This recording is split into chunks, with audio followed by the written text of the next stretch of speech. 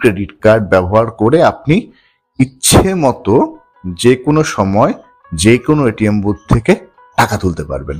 সেক্ষেত্রে শর্ত হচ্ছে আপনাকে প্রতি লেনদেন বা প্রতিটা ট্রানজেকশনের জন্য অতিরিক্ত 170 টাকা প্লাস 15% ভ্যাট পে করতে হবে, আর একটি পয়সাও কিন্তু অতিরিক্ত দেওয়া লাগবে না।